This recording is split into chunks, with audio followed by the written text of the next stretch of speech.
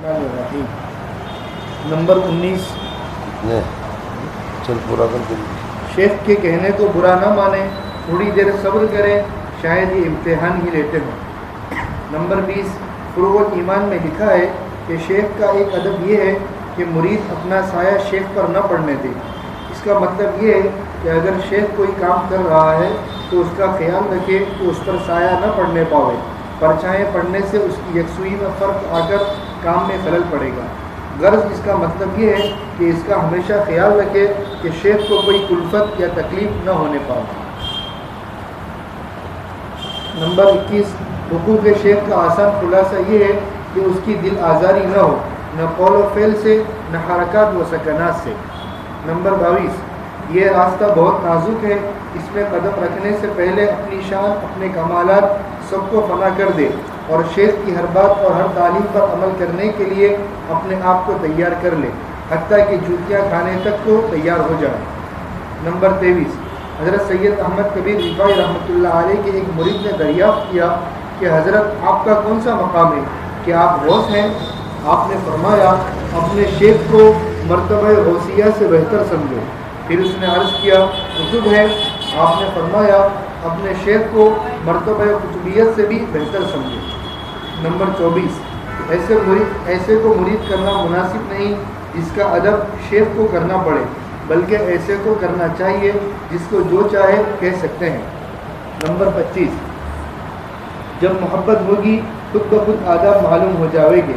جیسے لڑکا جب بالغ ہوتا ہے خود بخود اس کو شہوت ہونے لگتی ہے.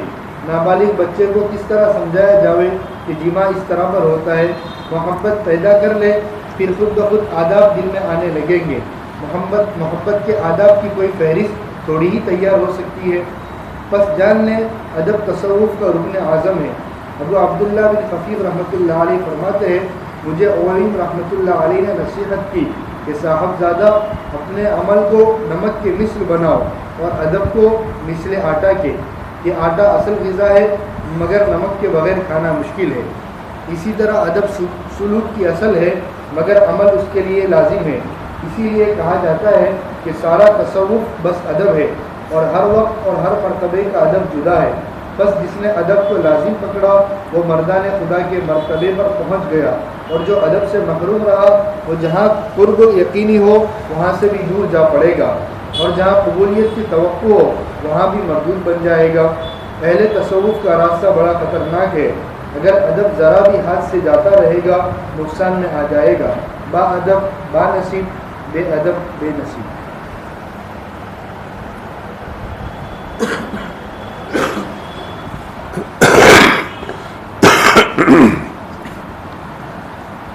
بسم اللہ الرحمن الرحیم. الحمدللہ رب العالمین والصلاة والسلام علی سید الانبیاء والمرسلین محمد وآلہ وصحبہ اجمعین. اما بعد، اب 2 دن سے شیخ کیسا ہونا چاہیے، شیخ سے کیسے برتاؤ کرنا چاہیے، اس کی پوری تفصیلات آپ حضرات نے سن لی، اور یہ بھی بتا دیا کہ یہ تصوف اصل پورا کا پورا ادب ہے. اور میں نے خود ہی بتایا تھا حضرت شیخ نور اللہ مرکزہ کا واقعہ کہ ان کے والد نے فرمایا کہ اگر ذرا سی بھی بے ادبی کرو گے استاد کی تو اس فن سے، اس چیز سے محروم ہو جاؤ گے، برکت حاصل نہیں ہوگی. آج ہم لوگ پڑھتے ہیں اور پڑھنے کے بعد آخر میں کچھ حاصل نہیں ہوتا، نہ اخلاق اچھے ہوتے ہیں نہ اعمال اچھے ہوتے ہیں. اس کی بہت ساری وجوہات میں سے ایک وجہ یہ بھی ہے کہ استاد کا جیسا احترام کرنا چاہیے، کتاب کا جیسا احترام کرنا چاہیے، وہ احترام ہمارے اندر نہیں ہوتا. سمجھ میں آیا نہیں؟ اور اس کا واقعہ میں کئی مرتبہ تم کو پہلے بتا چکا ہوں. اس وجہ سے اس تصوف پورا کا پورا ادب ہے.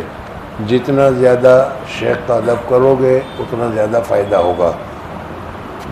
پرسوں مجھے ایک بات یاد آئی تھی کہ شیعہ حضرات کو تم جانتے ہو، داؤدی حضرات کو تم جانتے ہو، صورت میں بھی وہ کبھی آتے ہیں، ان کا جگہ بھی ہے.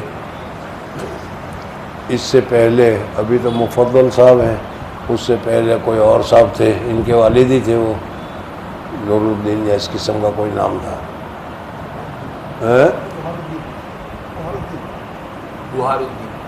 بہاؤدین برہان الدین تھے. ایک مرتبہ ڈابیل بھی وہ آئے تھے، اس وقت میں وہاں مدرس تھا. وہ قرآن پاک کا بہت احترام اور ادب کرتے ہیں چاہے جو بھی ہو، لیکن ان کے اوپر کچھ ایسی نحوست طاری ہے کہ کوئی ان میں حافظ نہیں ہوتا، اور اگر ہمارا حافظ بھی ان میں پہنچ جائے تو وہ بھی قرآن بھول جاتا ہے. سمجھ میں آیا نہیں؟ خیر بہرحال جو بھی ہو، وہ برہان الدین آئے تھے. اس برہان الدین کا جو احترام اور جو ادب ان کے ماننے والے کر رہے تھے، اس کو دیکھ کر ہم خود تعجب میں پڑ گئے کہ کتنا احترام کرتے ہیں، اپنے شیخ کی طرف پیٹ بھی نہیں کرتے. سمجھ میں آیا؟ اور اپنے شیخ کی ایک نظر ہمارے اوپر پڑ جائے، اس کے لیے جتنے پیسے دینے کی ضرورت پڑے پیسے دینے کے لیے تیار ہے، لیکن حضرت کی ذرا سی نظر ہمارے اوپر پڑ جائے. سمجھ میں آیا نہیں؟ تو یہ احترام اور یہ ادب ہے. اور ہمارے یہاں جو ہے تو بڑے سے بڑا شیخ ہو، بڑے سے بڑا آدمی ہو تو ابھی اپنے گھر سے ہوگا، ہمیں کیا ہے، ہم تو اس کے ادب و احترام کرنے کے لیے بھی تیار نہیں ہوتے. جب وہ کچھ کہتا ہے تو وہ زبان سے الفاظ پورے نہیں ہوتے، اتنے پہلے کرنے کے لیے تیار ہو جاتے ہیں. بہرحال میں نے یہ حالت دیکھی ان میں، خاص طور پر آپ لوگ بھی اگر دیکھو گے تو پتہ چلے گا. تو خیر بہرحال یہ ادب کی وجہ ہے، لیکن چونکہ وہ حق پر نہیں ہے اس وجہ سے نقصان میں ہے، گمراہی میں ہوتے ہیں. جو بھی ہو وہ ان کی جگہ پر ہے. ہمیں تو اس وقت جو کہنا ہے وہ یہ ہے کہ دیکھو سارے 2-3 دن کے سبق کا جو سارے 20, 21, 22, 23 ادب ذکر کیے گئے، سب کا خلاصہ کر دیکھنے جاؤ تو یہی ہے کہ ہمیں کتنا ہی بڑا کیوں نہ ہو، کتنا ہی مالدار کیوں نہ ہو، کتنا ہی بڑا عالم کیوں نہ ہو، کتنا ہی بڑا عزت والا احترام والا کیوں نہ ہو، لیکن جب شیخ کا دامن تھام لیا تو شیخ کے سامنے اس کو سب سے زیادہ چھوٹا، سب سے زیادہ حقیر، سب سے زیادہ ذلیل بن کر زندگی گزارنی چاہیے. سمجھ میں؟ اور شیخ جو کہے اس کے اوپر عمل کرنا چاہیے. شیخ سے اپنی بات منوانے کی ضرورت نہیں ہے، بلکہ شیخ کی بات ماننے کی ضرورت ہے. وہ ادب کی باتیں ہیں ساری کی ساری.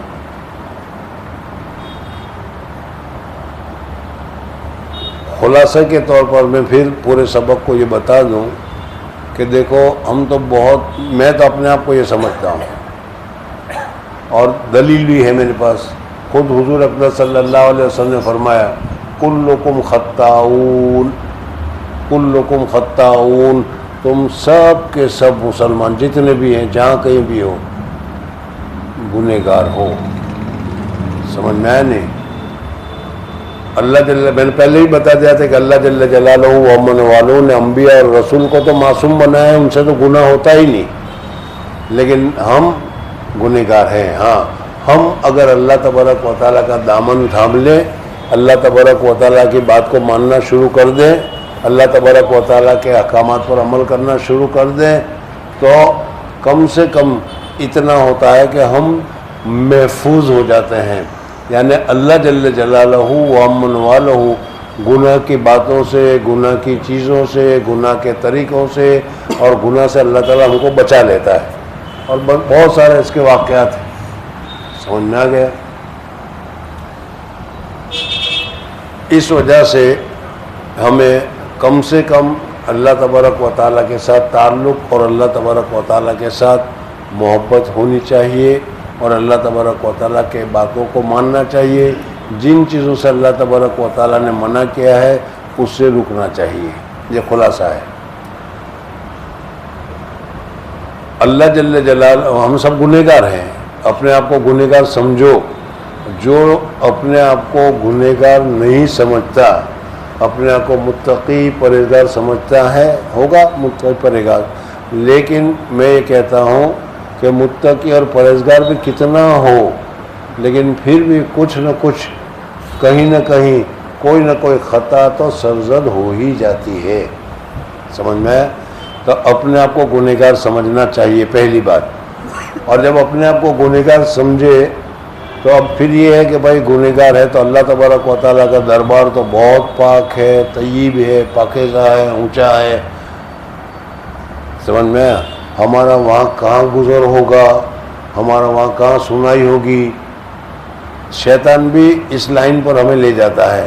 کہا کہ ارے وہ بزرگی گئی، وہ پہلے زمانے میں ہوا کرتی تھی، اب اس ماحول میں کیا بزرگی ہوگی، اس ماحول میں کیا کوئی بزرگ ہوگا. سمجھ میں ہر جگہ فتنہ ہے، ہر جگہ فساد ہے، ہر جگہ پیسے کے ریلم سیل ہے، ہر جگہ پیسے کی لالچ ہے. اس میں اب کون بزرگ ہوتا ہے، کہاں بزرگ ہوتا ہے. شیطان اس لائن پر لے جاتا ہے.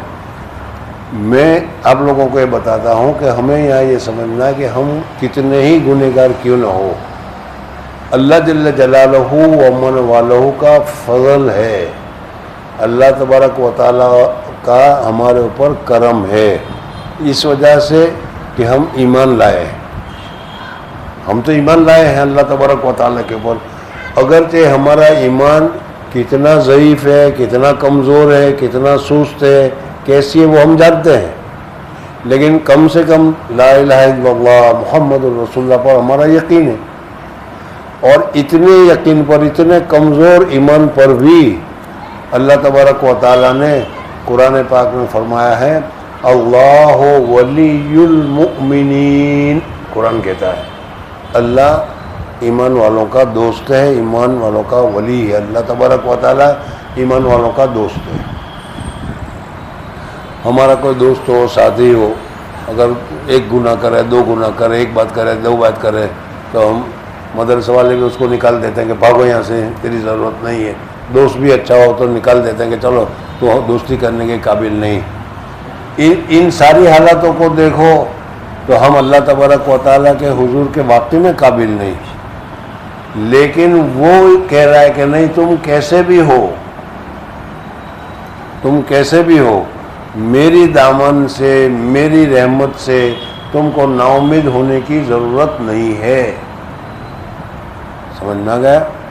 کتنے ہی تم گنہگار ہو، 100 خون کیے ہو، لیکن جب تم نے ارادہ کر لیا کہ ہمیں اللہ کی طرف چلنا ہے، اللہ کی طرف جانا ہے، تو اللہ تبارک و تعالیٰ کہتا ہے کہ آ جاؤ، آ جاؤ.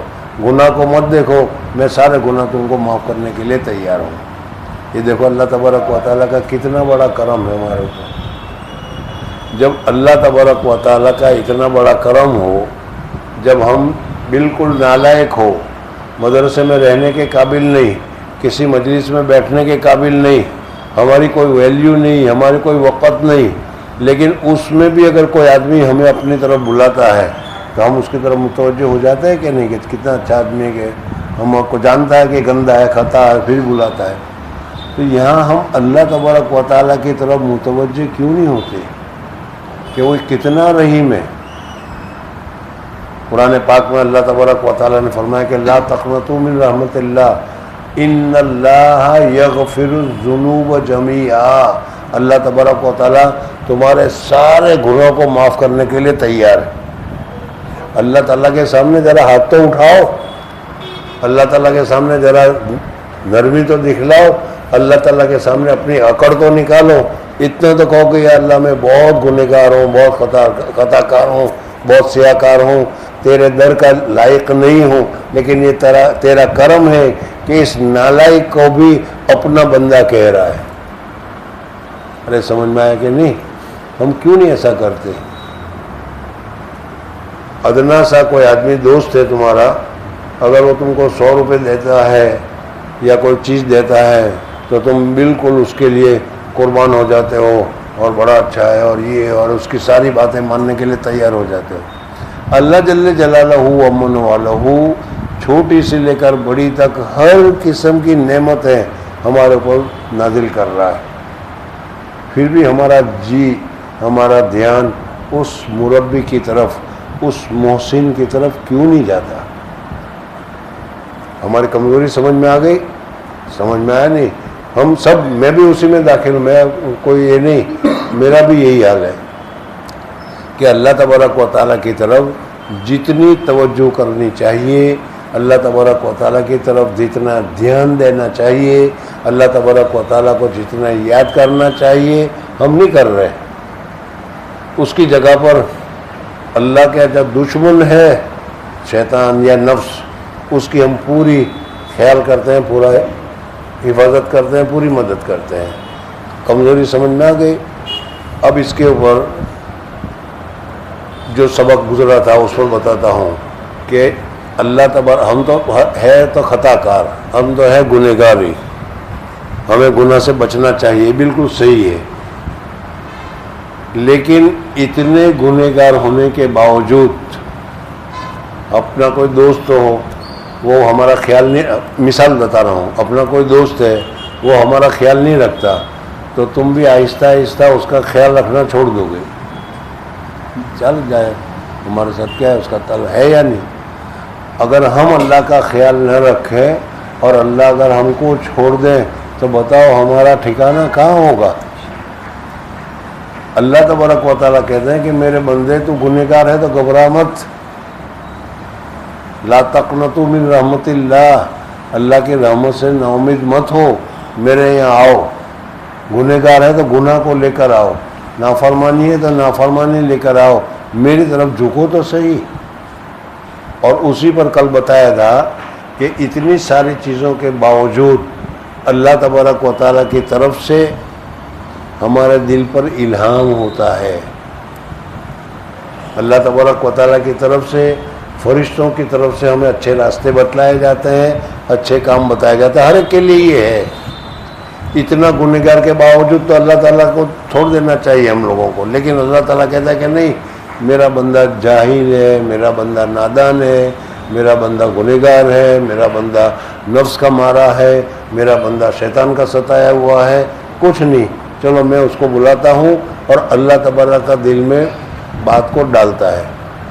الہام جس کو کہا تھا، جس کی مثال تمہارے سامنے بتائی تھی کہ اللہ تبارک و تعالیٰ نے تمہارے دل میں یہ بات ڈالی کہ تمہیں بیعت ہونا چاہیے، تمہیں اپنی اصلاح کرنی چاہیے، تو سمجھ لو کہ بہت بڑی بات ہے جو اللہ کی طرف سے تمہارے دل میں ڈالی گئی، اس کو پکڑ لو، ورنہ تو یہ لطیفہ یہ غیبی لطیفہ ہے، ادنا التفات ہے، ذرا سی تم اس کی طرف بے پرواہی کرو گے وہ چلا جائے گا۔ اور بہت سارے ایسے الہامات، بہت ساری ایسی باتیں آج تک اتنی عمر میں اللہ تبارک و تعالیٰ کی طرف سے ہمارے پر آئی، اور ہمیں لگا بھی کہ اچھی بات ہے، ماننی چاہیے، کرنی چاہیے، لیکن پھر ہم یہ نہیں کرتے۔ تو یہ بتایا گیا ہے کہ اللہ تبارک و تعالیٰ کی طرف سے جب تمہارے دل میں الہام آئے، قدر کرو اس کی، اور قدر کر کے پکڑ لو، اور اگر بیعت کے لیے خیال آئے تو بیعت ہو جاؤ، اور لیکن بیعت کس سے ہونا چاہیے اس کی تفصیل دوسری ہے، وہ ادھر چلی گئی، سمجھ میں آئے۔ لیکن ہر ایک آدمی کو بیعت ہونا چاہیے، ہر ایک آدمی کو اپنی اصلاح ضروری ہے، کس سے ہو وہ اس کا اپنا مسئلہ ہے۔ یا اس کی مثال میں یہ سمجھو کہ ہر ایک آدمی کو دینی علم حاصل کرنا چاہیے، یہ ضروری ہے کہ نہیں؟ طلب العلم فریضۃ علی کل مسلم و مسلمہ، حدیث میں بھی ہے، سمجھ میں؟ یہ ضروری نہیں ہے کہ راندیلی جائے، یہ ضروری نہیں کہ ڈبیلی جائے، یہ ضروری نہیں کہ دیوبندی جائے، لیکن ضروری ہے تم کو علم حاصل کرنا۔ عربی پڑھنا ضروری نہیں، لیکن علمی باتیں، دینی باتیں جو تمہارے لیے ضروری ہے وہ سیکھنا تمہارے لیے ضروری ہے۔ تو اسی طریقے سے بیعت ہونا ضروری ہے۔ آج کل ہم لوگ بیعت کو ضروری ہی نہیں سمجھتے، اور اگر بیعت کو ضروری سمجھتے ہیں تو یہ سمجھتے ہیں کہ ہم نے شیخ کے اوپر بہت بڑا احسان کر دیا کہ ہم بیعت ہو گئے، اگر ہم بیعت نہیں ہوتے تو ان کا کون بھاؤ پوچھتا۔ جیسے مدرسے میں کہتے ہیں نا کہ ہم مدرسے میں آئے تو مدرسہ ہے، ہم نہیں آتے تو مدرسے کا بھاؤ کون پوچھتا، سمجھ میں آئے؟ بالکل اسی طریقے سے اس میں ہوتا ہے، یہ غلطی ہے ہماری، سمجھ میں آ گیا۔ اور اس سلسلے میں جیسے فقہ کے 4 راستے ہیں، 4 دروازے ہیں، 4 جزیات ہیں، فقہ کے 4 مسلک ہے، حنفی، شافعی، حنبلی اور مالکی، سمجھ میں؟ اسی طریقے سے تصوف میں بھی مختلف درجات ہیں، مختلف طبقات ہیں، ان میں سب سے پہلا ہے چشتی، جس کی نسبت حضرت خواجہ غریب نواز معین الدین چشتی اجمیری رحمۃ اللہ تعالیٰ علیہ کی طرف. حضرت خواجہ معین الدین چشتی اجمیری رحمۃ اللہ تعالیٰ علیہ کو حضور اکبر صلی اللہ علیہ وسلم نے چشت سے پیغام دے کر بھیجا کہ ہندوستان جاؤ اور ہندوستان میں اجمیر جاؤ اور وہاں جا کر لوگوں کی ہدایت کرو. پیدل چل کے آئے حضرت خواجہ صاحب، سمجھ میں، اور آ کر حضرت خواجہ صاحب نے جو کام کیا وہ ان کی پوری سوانح ہے. تو ایک تو یہ سلسلہ یہ ہے. دوسرا ہے شیخ عبد القادر جیلانی رحمۃ اللہ تعالیٰ علیہ کا. بہت سارے ہمارے صورت میں بھی شیخ عبد القادر جیلانی رحمۃ اللہ، بڑے شیخ صاحب غوث پاک وغیرہ کے نام سے جانتے ہیں اور ان کے مریدین ہیں، کرتے ہیں وہ. یہ دوسرا درجہ ہے، دوسرا طبقہ ہے. تیسرا طبقہ ہے نقشبندیہ، جو ابھی کتاب پڑھی جا رہی ہے وہ اسی لائن کی ہے، سمجھ میں. یہ شیخ بہاؤالدین ملتانی رحمۃ اللہ تعالیٰ علیہ کی طرف یہ سلسلہ، اور اب زیادہ مشہور ہے حضرت مجدد الف ثانی رحمۃ اللہ تعالیٰ علیہ کی وجہ سے. مجددیہ بھی اس کو کہتے ہیں، نقشبندیہ سلسلہ بھی کہتے ہیں. تین ہو گئے. اور چوتھا سلسلہ ہے سہروردیہ. شیخ شہاب الدین سہروردی کی طرف وہ منسوب ہے. شیخ سعدی رحمۃ اللہ علیہ کا نام تم نے سنا ہوگا، سمجھ میں. ان کے وہ پیر تھے علامہ جامی. ایک کتاب تمہاری یہاں سر جامی نامی کتاب پڑھائی جاتی ہوگی. ان کے جو مصنف تھے ان کے یہ پیر تھے. بڑے ان کے بھی عجیب عجیب واقعات ہیں. شیخ سعدی رحمۃ اللہ تعالیٰ نے فرمایا، مورا پیر دانا یہ مرشد شہاب، مجھ کو میرا پیر سمجھدار پیر مرشد شہاب الدین سہروردی، مرشد شہاب دو اندر فرمود بروئے آپ، مجھے دو نصیحت کی. پانی پر سفر کرتے ہوئے کہیں جا رہے تھے، پانی پر سفر کرتے ہوئے مجھے دو نصیحت کی. شیخ شہاب الدین سہروردی رحمۃ اللہ علیہ نے شیخ سعدی فرما رہے. شیخ سعدی کی جو کتابیں ہیں وہ ہمارے یہاں پڑھائی جاتے ہیں بالکل بچپنے میں، سمجھ میں آیا نہیں. ہم نے بھی پڑھی ہے، گلستان بھی پڑھی، بوستان بھی پڑھی، اور گلستان کے بہت سارے ابواب بھی پڑھے. لیکن اس وقت صرف فارسی کا ترجمہ سیکھنے کے لیے پڑھے. اس میں کیا کیا باتیں تھیں وہ اب سمجھ میں آتے ہیں کہ ارے کتنی عمدہ عمدہ باتیں انہوں نے پورے قصے اور قصے ذکر کیے ہیں. اب پڑھنی چاہیے، اب اس کو پڑھانا چاہیے. تصوف میں بہت عمدہ کتابیں ہیں. حضرت شیخ نور اللہ مرکزی نے فضائل صدقات نامی کتاب لکھی ہے، اس میں بھی سارا تصوف بھرا ہے، لیکن تصوف کے نام سے نہیں ہے، صدقات کے نام سے ہے. اس وجہ سے ہم صدقات کے نام سے ہی اس کو دیکھتے ہیں اور پڑھتے ہیں. لیکن مضامین دیکھو تو اس میں سارے کے سارے تصوف کے ہیں. تو میں یہ بتا رہا تھا کہ حضرت کیا کہتے ہیں شیخ سعدی رحمۃ اللہ تعالیٰ علیہ نے گلستان ہے، بوستان ہے، اس میں حکایتیں ذکر کی ہے. پیروں کی بھی حکایت ذکر کی ہے، مریدوں کی بھی حکایت ذکر کی ہے، لالچیوں کی بھی حکایت ذکر کی ہے، اور بہت کچھ واقعات اس میں ذکر کیے ہیں. وہ اس کو واقع میں پڑھنے کے اچھا لائق ہے. اس میں یہ شیخ شہاب الدین سہروردی رحمۃ اللہ تعالیٰ علیہ کے مریدین میں تھے.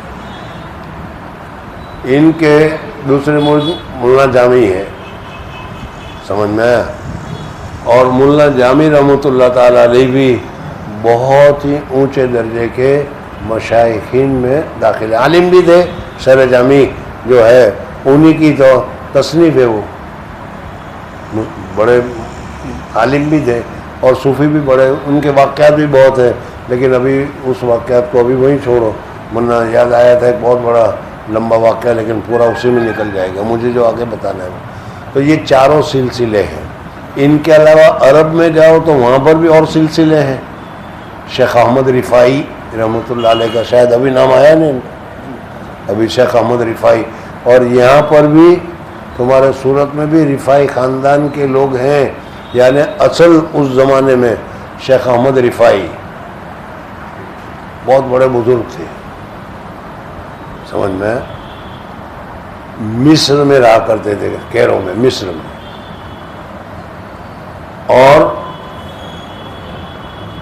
مصر میں رہتے ہوئے حضور اقدس صلی اللہ علیہ وسلم کے ساتھ تعلق تھا، حضور اقدس صلی اللہ علیہ وسلم کے ساتھ نسبت تھی، حضور اقدس صلی اللہ علیہ وسلم کے ساتھ عشق تھا، محبت تھی. تھے تو وہ قاہرہ میں، لیکن محبت کی وجہ سے آنکھیں بند کر جب بیٹھ جایا کرتے تھے. تو مثال میں کیسے سمجھاؤں میں؟ ہم لوگ آنکھیں بند کر کے بیٹھ جاتے ہیں تو اپنے وطن میں گاؤں میں پہنچ جاتا ہے کہ نہیں تھوڑی دیر میں. ارے گاؤں میں پہنچ گئے اور گاؤں والوں کے ساتھ جو باتیں چیتیں جو چیزیں ہوتی ہیں وہ سب ہوتا ہے کہ نہیں. تو اسی طریقے سے وہ حضرات آنکھیں بند کر کے سیدھے مدینہ پہنچ جایا کرتے تھے، یعنی تصور میں.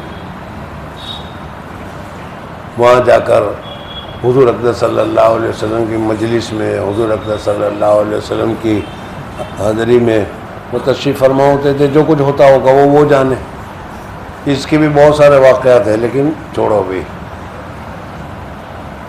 وہ وہاں مجلس میں جا کر عاجزی کرتے تھے، حضرت حضرت حضرت، یہ درود شریف پڑھتے تھے، سلام پیش کرتے تھے. ہم بیٹھے ہوئے قاہرہ میں ایک مرتبہ حج کے لیے تشریف لائے، حج کے لیے تشریف لائے، مواجہ شریف پر گئے. ابھی تو مواجہ شریف پر جاؤ گے تم تو ایک سیکنڈ بھی تم کو زیادہ ٹھہرنے نہیں دیتے، سمجھنا ہے نہیں. لیکن اس زمانے ایسی بات نہیں تھی. خیر وہ مواجہ شریفہ کے اوپر پتہ نہیں سمجھ میں آئے گا بھی کہ نہیں. مواجہ شریف کے اوپر وہ کھڑے ہوئے اور سلام پڑھنے لگے، اور سلام پڑھتے پڑھتے انہوں نے اشعار پڑھی، اور اشعار میں کہا کہ حضرت قاہرہ سے، مصر سے تو ہم اپنی روح کو آپ کی خدمت میں بھیجتے تھے. وہ آ کر آپ کے سامنے درود پڑھتی تھی، سلام کرتی تھی، جو کرتی ہوگی وہ. اس وقت ہم براہ راست بنفس نفیس آئے ہوئے ہیں اور آپ کی خدمت میں سلام پیش کرتے ہیں. سمجھنا کس درجے سے کہا ہوگا، کس جذبے سے کہا ہوگا، کس خلوص سے کہا ہوگا، ہمیں نہیں معلوم، سمجھ میں آیا نہیں. لیکن اتنا کہتے ہی حضور اقدس صلی اللہ علیہ وسلم کے مزار مقدس میں سے ہاتھ نکلا. جتنے لوگ وہاں موجود تھے سب نے دیکھا. حضرت پیر احمد شیخ رفاعی کی ملاقات کی اور ملاقات کر کے ہاتھ چلا گیا. سمجھ نہ گئے؟ اب نہ سمجھ میں آئے نہ تو تم جانا، تمہارے کام دین میں تو کتاب میں جو پڑھ لکھا ہے وہ میں بتا رہا ہوں تمہیں. بہت سارے واقعات. حضرت مولانا حسین احمد صاحب مدنی نور اللہ مرکزوں دارالعلوم دیوبند میں جن کا مزار ہے، دارالعلوم دیوبند کے شیخ الحدیث ہے، حضور اقدس صلی اللہ علیہ وسلم کے اولاد میں ان کا شمار ہوتا ہے. مزار مقدس پر گئے اور مزار مقدس پر جا کر انہوں نے سلام پیش کیا، السلام علیکم. تو اندر سے جواب آیا، ان کے کان میں آیا، میرے اور تمہارے کان میں نہیں آئے گا، بہرے کو کیا سنائی دے گا. ان کے کان میں جواب ہے، وعلیکم السلام یا ولدی، وعلیکم السلام ہو میرے بیٹے. ان کی خاندان کے ہیں. بہرحال حضرت شیخ احمد رفاعی رحمۃ اللہ تعالی علیہ، اب ظاہر بات ہے کہ جن کے ساتھ مسافہ کے لیے ہاتھ نکلا ہو اور وہ وہاں موجود ہو، لوگوں نے اس کو دیکھا ہو، تو لوگ ان کو سمجھیں گے نا کہ یہ تو بہت بڑے پہنچے ہوئے لوگ ہیں. ہم تو یہی کہیں گے بہت پہنچے ہوئے لوگ ہیں. اور پھر ہم کچھ کبر بھی آ جائے گا، کچھ بڑائی بھی آ جائے گی. لیکن یہ تو شیخ تھے، وہاں سے اٹھے اور جوتے نکالنے کی جو جگہ ہے وہاں جا کر لیٹ گئے اور سب کو کہا کہ مجھ پر پاؤں رکھ کر جاؤ تاکہ میرا تکبر نکل جائے. سمجھنا ان کا سلسلہ یا ان کے سلسلے کے آئے ہوں گے صورت میں، اس لیے کہ اس زمانے میں راندیر کا بہت بڑا مقام تھا. سورت سے پہلے راندیر ہے، راندیر کی تاریخ بہت عمدہ اونچی ہے.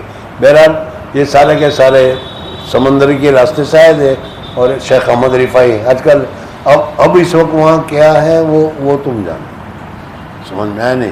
بہرحال یہ یعنی بڑے بڑے حضرات کے ایسے ہیں، وہ سلسلہ رفاعیہ ہے. پھر اس کے علاوہ جو ہے اب ان میں تو کیا کہوں، میں نے پڑھا تھا بخاری میں بتایا بھی تھا کہ کسی کی غیبت کرنا جائز نہیں ہے، لیکن اگر کوئی آدمی ایسا ہو کہ جس کی وجہ سے عقائد خراب ہوتے ہوں تو بتانا جائز ہے کہ فلانا خراب ہے، یہ ہے، یہ ہے. سمجھ میں انہی رفاعی خاندان کا کوئی آدمی آتے ہیں، بہت سارے مریدین ہوتے ہیں ان کے، ہوں گے اس میں بھی ہو سکتا ہے کوئی ہو تو مجھے نہیں معلوم. تو ان کا ایک شیخ ہمارے گاؤں میں گئے، میں ڈابل پڑھا تھا میں گھر پہنچا تو گھر والے نے کہا کہ صورت نہ کوئی بہو موٹا باپو والا سے. میں نے کہا ٹھیک ہے. کیا کہا انہوں نے کہا پیر صاحب نے دیکھو کیا ہوتا ہے، میں یہ تو اپنے گاؤں کا اپنے گھر کا سنا ہوا واقعہ، اس میں غلطی نہیں اس لیے بتا رہا ہوں. تو گھر والے نے کہا کہ فلانے نام لیے، سب بیعت ہو گئے. میں نے کہا بہت اچھا کیا، ہو جانے کا. میں نے کہا کچھ کہا کہ نہیں کہا کہ نماز پڑھائی تو پڑھ لے جو، اور نہیں پڑھائی تو ہمارا سلیم باپو 5 ٹائم کا نام لے لیتے. اب گاؤں والوں کو اور چاہیے کیا، نماز کی چھٹی ہو گئی. بہرحال خاندان تو بہت بڑا ہے، اس کے انکار تو میں یہ بتا رہا تھا کہ جو یہ تصوف کے جو خاندان ہے اس میں بہت سارے دوسرے بھی خاندان ہے، سمجھ میں نہیں. لیکن اس وقت جو ہے جو یہ ہمارا سلسلہ چشتیہ، قادریہ، امدادیہ، حضرت حاجی امداد اللہ مہاجر مکی رحمۃ اللہ تعالیٰ علیہ کا جو سلسلہ ہے، جن کے بڑے بڑے اکابر حضرت تھانوی رحمۃ اللہ تعالیٰ علیہ، حضرت کیا ہے حاجی امداد اللہ مہاجر مکی کے خلفاء میں مولانا رشید احمد گنگوئی رحمۃ اللہ تعالیٰ علیہ، حضرت مولانا قاسم نانوتی رحمۃ اللہ تعالیٰ علیہ، سمجھ میں یہ سارے سلسلے معتبر ہیں. اس وجہ سے ایسے سلسلوں کو تلاش کر کے بیعت ہونا چاہیے اپنی اصلاح کے لیے. اصل اصلاح ہے، اصلاح ہوگی تو فائدہ ہوگا، اور اصلاح ایک دم نہیں ہو جاتی، اصلاح کے لیے وقت لگانا پڑتا ہے. اگر ساری زندگی لگا کر بھی ایک مرتبہ کامل اخلاص سے لا الہ الا اللہ محمد الرسول اللہ اگر نکل گیا تو فزت بے رب الکعبہ، اللہ کے یہاں تو ایک مرتبہ قبول ہو جائے کافی. یاد ہے 99 دفتر اور اس میں ایک بیطاقہ، ایک انگوٹھے کے برابر ایک کاغذ کا لا الہ پڑا ہوگا، وہ اتنا وزنی ہوگا کہ سب کو اٹھا لیا. وہ اخلاص کی وجہ سے، بغیر اخلاص کے کسی چیز میں وزن نہیں ہوتا. اللہ تعالیٰ کے یہاں قدر ہے اخلاص کی، سمجھ میں آیا. اور یہ سارا کا سارا تصوف جو ہے، یہ تصوف اور تصوف کے جتنے بھی مراحل ہیں، جتنے بھی مجاہد ہیں، اس کے متعلق میں نے حضرت شیخ کا واقعہ بتایا تھا مولانا کیا ہے حبیب الرحمن صاحب کا، کہ مولانا حبیب الرحمن صاحب نے پوچھا کہ تصوف کیا بلا ہے. کوئی درست کہتا ہے، کوئی بدعت کہتا ہے، کوئی پیری مریدی کو صحیح مانتا ہے، کوئی صحیح نہیں مانتا. بہت سارے علماء کرام، بڑے بڑے علماء کرام یہ پیری مریدوں کو نہیں مانتے، کہتے ہیں بدعت ہے. یہ سمجھ میں نہیں، اس لیے انہوں نے پوچھا تھا کہ یہ پیری مریدی کیا ہے، تو حضرت شیخ نور اللہ نے جواب دیا تھا کچھ بھی نہیں، تصحیح نیت ہے. یعنی تمہارا جو کام ہو وہ خالص اللہ کو راضی کرنے کے لیے، یعنی اخلاص سے کرنا، اخلاص پیدا کرنے کے لیے ساری چیزیں ہیں. اخلاص پیدا کرنے کے لیے تاکہ تمہارا دل، تمہاری نیت خالص اللہ کو راضی کرنے کی ہو، دنیا داری کی نہ ہو. اس وجہ سے بیعت بھی ضروری، اور بیعت کے ساتھ ساتھ کیا ہے، اس بیعت کو کرنے کے لیے جو جو چیزیں ہیں ان کو بھی کرنا ضروری پڑتا ہے. تو بات آج چل رہی تھی کہ 4 سلسلے ہیں، سلسلہ چشتیہ، سلسلہ قادریہ، سلسلہ نقشبندیہ اور سلسلہ سہروردیہ. چاروں سلسلے صحیح ہیں، لیکن چاروں سلسلے کی ترتیب یا چاروں سلسلے کی ترکیب ہر ایک کی الگ الگ ہے. سمجھ میں آیا؟ ایک چشتیہ ہے، ان کی ترکیب الگ ہے، نقشبندیہ ہے، ان کی ترکیب الگ ہے. سمجھ میں آیا؟ ہمارے یہاں چشتیہ میں تو صرف عشق و محبت ہے. ہمارے سلسلے میں عشق و محبت ہے، یعنی دل میں اللہ کے عشق، اللہ کی محبت پیدا کرو، اور اس پیدا کرنے کے لیے جو کام کرنا پڑتا ہو وہ کرو. نفلیں پڑھنا ہو نفلیں پڑھو، ذکر کرنا ہو ذکر کرو. عشق کا جذبہ پیدا کرنے کے لیے یہ سارا عشق ہے. یہ فرماتے ہیں کہ جب عشق ہو جاتا ہے، سمجھ میں، شیریں فرحت کا واقعہ دیکھ لو. شیریں نے کہا تھا فرحت کو کہ پتھر پہاڑ تھا، اس پہاڑ میں دودھ کی نہر کے لیے ایک نہر کھود دو تو میں تمہارے ساتھ محبت کرنے کے لیے تیار ہوں. اگر ٹھیک ہے. لگ گئے صبح سے شام تک، کھودتے چلے گئے، کھودتے چلے گئے، کھودتے چلے گئے، کھودتے چلے گئے. سالوں گزر گئے. پتھر میں نہر نکالنا تو ذرا کام لگتا ہے، لیکن کر لیا. تو محبت ہو جاتی ہے تو پھر کام کرنا آسان ہو جاتا ہے. آج ہمیں دعویٰ تو ہے لیکن حقیقت والا دعویٰ نہیں. اللہ کے ساتھ محبت تو ہے لیکن صرف دعویٰ ہے، حقیقت میں نہیں. اگر کسی آدمی نے پیسے دکھلا دیے، محبت بھاگ گئی. کسی آدمی نے غلط راستہ بتا دیا اور کچھ دینے کا وعدہ کر لیا تو ہم اس کی طرف متوجہ ہو جاتے، سب کچھ چھوڑ دیتے. یہ درست نہیں ہے. بلکہ اعتقاد ہونا چاہیے، جیسا ابھی بتایا، شیخ پر اعتقاد ہونا چاہیے. مجھے جو کچھ ملے گا یہاں سے ملے گا، یہ جو بتاتے ہیں وہی میرے لیے کرنا ہے. اس طریقے سے لگ جاؤ گے تو پھر یہ فائدہ ہوگا.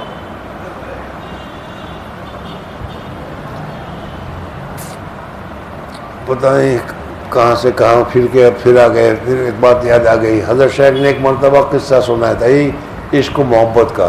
شیخ نے کہہ دیا کر لیا خلاص. حضرت نے فرمایا کہ ایک مرتبہ ایک بہت بڑا ڈاکو تھا.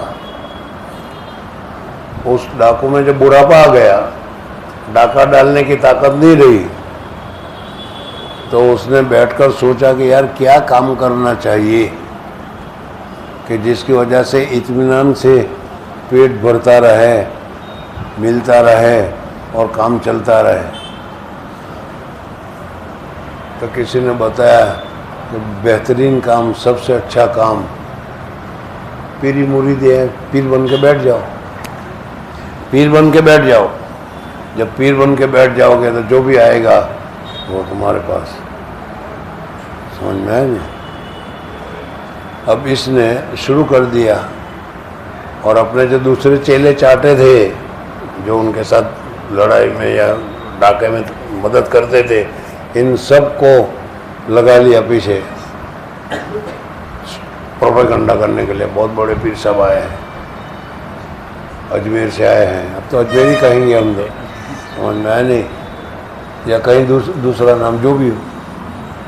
اور وہ لوگ آنے لگے اور ان کی تو پیری مریدی چل پڑی. تھا تو وہ گنڈا آدمی یا ڈکیٹ آدمی، صحیح معنی میں پیر نہیں تھا، لیکن پیر بن جانا کیا مشکل ہے. آپ لوگ بھی تھے.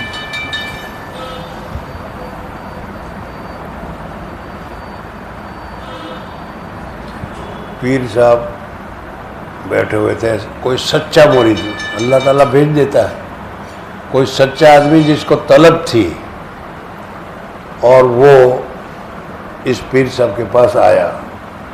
اور آیا تو بڑے غلط وقت میں آیا. جیسے آج کل وہ دروازہ کھٹکھٹاتے رنگ بجاتے پہنچ جاتے ہیں نا پیر صاحب کے پاس. اسی وجہ سے پیر صاحبوں نے ڈروان رکھے ہیں کہ تاکہ لوگ پریشان نہ کریں. تو انہوں نے رنگ ونگ کچھ نہیں بجائی، دروازہ کھولا تو پیر صاحب کسی عورت کو لے کر پڑے تھے، پیر صاحب تھے تو وہی سمجھ میں آیا نہیں. یہ پہنچ گیا تو کون ہے، کیا ہے، حضرت میں آیا ہوں، میں اپنی اصلاح کے لیے آیا ہوں. تو اس نے کہا جاؤ ابھی جاؤ یہاں سے، نام لیا کسی کاشتکار کھیڑوت کا، اس کے کھیت میں جاؤ اور جا کر اس کے کھیت میں گوڑنا شروع کرو، جاؤ یعنی کھودنا شروع کرو. اس نے یہ بتا دیا. اب وہ تو سچی طلب لے کر آیا تھا کہ میرے پیر صاحب نے مجھے یہ کام بتا دیا، خلاص. وہ سیدھا گیا، شیخ سے سنا ہے میں نے یہ قصہ. تو وہ گیا اور جا کر کھودنے لگا. وہ کھیت والا وہ کہہ رہا کہ بھائی کیا کر رہے ہو؟ کہا کہ کچھ نہیں. کہا کہ مجھے ضرورت نہیں ہے. کہا کہ تجھے ضرورت نہیں ہے لیکن مجھے ضرورت ہے، میرے پیر نے کہا ہے میں تو کروں گا. کہا کہ پیسے ویسے کچھ نہیں دوں گا. کہا کہ مجھے پیسے کی بھی ضرورت نہیں ہے، مجھے پیر نے کہا ہے، بس میں تو پیر کی بات کو مانتا ہوں. اور اس نے شروع ہو گیا. سمجھ میں؟ اب یہ بھی بیچارہ کھودتا ہے تو کھودنے میں ہمارا کیا جاتا ہے، فائدہ یہ ہے، پیسے تو دینے ہیں نہیں. کھودتے کھودتے ایک مدت ہو گئی. ان اکابرین کے ہاں اگر تم آگے پڑھو گے تو ان کی ایک مستقلاً روحانی جماعت ہوتی ہے. اس میں غوث ہوتا ہے، کتب ہوتا ہے، ابدال ہوتا ہے اور بہت ساری چیزیں ہوتی ہے. اس میں ایک گروہ ہوتا ہے ابدال کا. ابدال کو ابدال اسی وجہ سے کہتے ہیں کہ ایک کا انتقال ہو جائے تو فوراً دوسروں کو اس کی جگہ پر بدل میں اس کی جگہ کو پوری کر دی جاتی ہے. حدیث میں بھی ہے ابدال کا تذکرہ. پوری دنیا میں 40 ہوتے ہیں، 30 ملک شام میں ہوتے ہیں اور 10 پوری دنیا میں ہوتے ہیں. ان لوگوں کا کام کیا ہے وہ بھی ہے لیکن ابھی وہ سب تفصیل کی ضرورت نہیں ہے. کسی ابدال کا انتقال ہو گیا تو وہ جو ان کا بڑا جو کتب تھا اس کتب کو معلوم ہوتا ہے کہ کون مخلص ہے، کون کیسا ہے، کون. اس کو معلوم ہے کہ یہ آدمی جو کھیتی میں کھودنے میں کام میں لگ گیا تھا کہ نہیں، بڑا مخلص ہے. تو وہاں سے آرڈر ہوا کہ اس کو لاؤ، اس کی جگہ پر ابدال کی جگہ پر اس کو بٹھا دیا جائے گا. اس کو لے گئے، اس کو ابدال کا درجہ مل گیا. سمجھ میں؟ اب بہت دن ہو گئے، بہت زمانہ گزر گیا تو اس ابدال کے دل میں خیال پیدا ہوا کہ حضرت کی وجہ سے، وہی حضرت گئے تھے کہ نہیں، حضرت کی وجہ سے مجھے یہ درجہ ملا تو میں بھی تو دیکھوں کہ حضرت کتنے اونچے ہیں، کہاں تک پہنچے ہوئے ہیں، حضرت کہاں تک پہنچے ہوئے ہیں. اب وہ دیکھ رہا ہے. سمجھ میں آیا؟ پہلے آسمان پر، دوسرے آسمان پر، تیسرے آسمان پر، چوتھے آسمان پر، پانچویں آسمان پر، کہیں نظر ہی نہیں رہا ہے. جتنا نظر نہیں آ رہا اتنا ہی اس کا عقیدہ بڑھ رہا ہے کہ میرا شک تو بہت اونچے ہے، بہت اونچے ہے، بہت اونچے ہے. وہاں تک تو میری بھی رسائی نہیں. یہ یوں سمجھ رہا ہے میرا شک تو بہت اونچے ہے. ارے جس کی وجہ سے ابدال جیسا درجہ ملا ہوتا تو باہر ہے. اب اس کے دل میں خیال آیا کہ یار براہ راست جا کر حضرت سے ہی کیوں نہیں پوچھ رہے ہیں کہ حضرت آپ کون سے درجے پر ہیں. من میں اس کے دل میں خیال آیا تو وہ حضرت کے پاس پہنچا اور بڑے ادب سے، بڑے احترام سے اس نے داستان سنائی جیسے مرید سناتا ہے اس طریقے سے. حضرت میں کئی سالوں سے آپ کو، میں تو 5ویں آسمان پر پہنچ گیا ہوں، یعنی ابدال ہونے کے درجے پر پہنچ گیا ہوں، اوپر تک میری رسائی نہیں ہے، لیکن جہاں تک میری رسائی ہے وہاں میں نے کہیں آپ کو نہیں پایا. آپ کہاں پر ہیں؟ سمجھنا. تو حضرت شیخ فرماتے تھے اتنے دن تصنع بناوٹ کرنے سے اللہ تبارک و تعالیٰ نے اس کے دل میں بھی نرمی ڈال دی. سمجھ میں؟ جس مضمون کو میں نے شروع کیا تھا اس پر اگر جوڑ لگانا ہو تو دیکھو اللہ تبارک و تعالیٰ ہمارے ساتھ بڑے شفیق ہیں، بڑے رحیم ہیں. اللہ ہم کو بہت چاہتے ہیں. کاش ہم تھوڑا سا اللہ کو چاہنے والے بن جائیں. ہم بنتے ہی نہیں. ہم نفس کے چاہنے والے بنے ہوئے ہیں، شیطان کے چاہنے والے بنے ہوئے ہیں، دنیا کے چاہنے والے بنے ہوئے ہیں. اللہ کے چاہنے والے بنتے ہی نہیں. دیکھو یہ اللہ کو چاہنے والا بن گیا تو اللہ نے کہاں سے کہاں پہنچا دیا اس کو. خیر، تو اب یہ جو پیر صاحب جو تھے، جو اصل ڈکیٹ تھے، پیر تو تھے ہی نہیں، اس لیے سارے کام ان کے گندے ہی تھے. لیکن اتنے دن پیر بنے بیٹھنے کی وجہ سے اس کے دل میں بھی ذرا سی نرمی آ گئی تھی. تو اس نے صاف صاف کہہ دیا کہ بھائی تو مجھے کتنا بڑا پیر سمجھ رہا ہے، لیکن حقیقت میں پیر نہیں ہوں.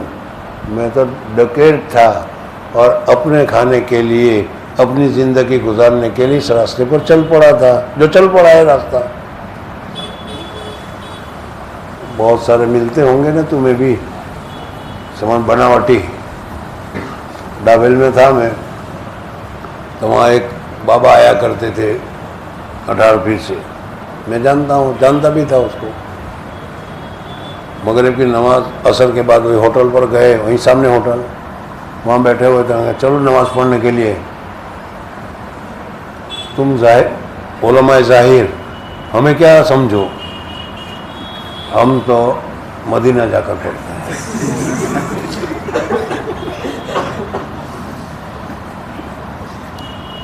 ایک میرا دوست بھی تھا مولانا اسماعیل بدات نامی، بڑا اچھا دوست تھا. حضرت شیخ کا خلیفہ تھے، نرولی کے تھے، نانی نرولی کے. مدینہ منورہ میں ان کا انتقال ہو. بڑے اچھے دوست تھے میرے. ایک مرتبہ پڑھنے کے زمانے میں پڑھا رہا تھا ڈابل. تو یہ نرولی رہتے تو ساتھی تھے، شیخ کے لوگ ہیں. کبھی کبھی ملنے کے لیے گئے تھے. ایک مرتبہ ملنے کے لیے گئے ہم نرولی میں. اس وقت ایک ہی مسجد تھی. ظہر کے بعد کھانا کھا کر ہم نرولی مسجد میں نماز پڑھنے کے لیے جا رہے تھے.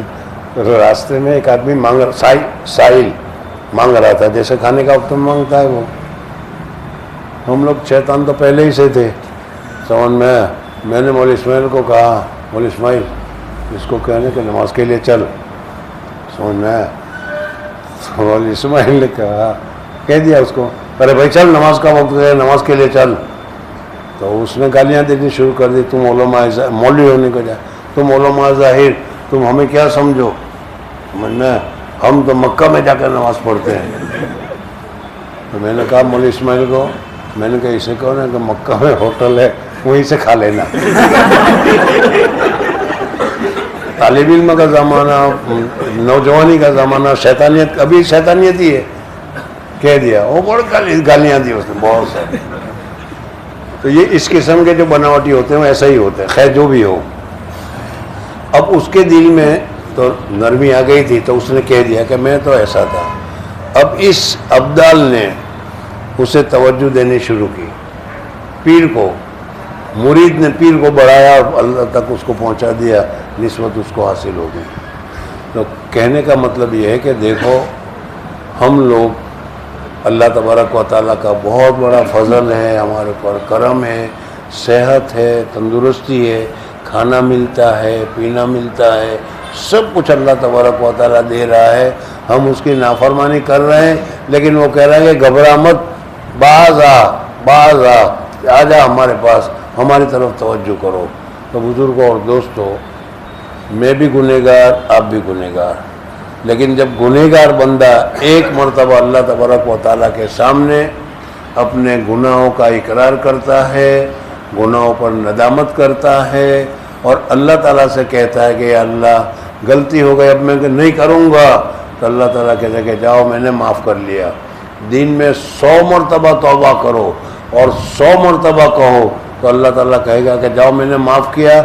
101 مرتبہ بھی تو توبہ کرو گے، تمہاری توبہ کو قبول کروں گا. تو یہ اللہ جل جلالہ جس کے اوپر ہم ایمان لائے ہیں، ان کی طرف ہمیں توجہ کرنے کی ضرورت ہے. ہم نہ تو صحیح وضو کرتے ہیں، نہ صحیح نماز پڑھتے ہیں، نہ صحیح تلاوت کرتے ہیں، نہ صحیح حدیث پڑھتے ہیں، نہ صحیح حدیث پڑھاتے ہیں. ہمارا تو ہر کام ہی خطا ہے. لیکن اللہ تعالیٰ کہتے ہیں کچھ بھی ہو، باز آ، جو کام کرو چھوڑو اور میری طرف متوجہ ہو جاؤ. اللہ جل جلالہ امن والو مجھے بھی اور حضرات کو بھی یہ سعادت اور توفیق نصیب فرمائے۔ خلاصہ یہ کہ اپنے آپ کو گنہگار سمجھو اور گنہگار سمجھ کر اللہ تعالیٰ سے توبہ کرو اور اللہ تعالیٰ سے ہی توفیق مانگو کہ یا اللہ ہم تیرے محبوب بندے بننا چاہتے ہیں، تو ہمیں توفیق عطا فرما، راستہ دکھلا، ہماری مدد کرا۔ اللہ تبارک و تعالیٰ ضرور مدد کرے گا۔ سبحان اللہ و بحمدہ، سبحانک اللہم و بحمدک، نشہد ان لا الہ الا انت، نستغفرک و نتوب الیک۔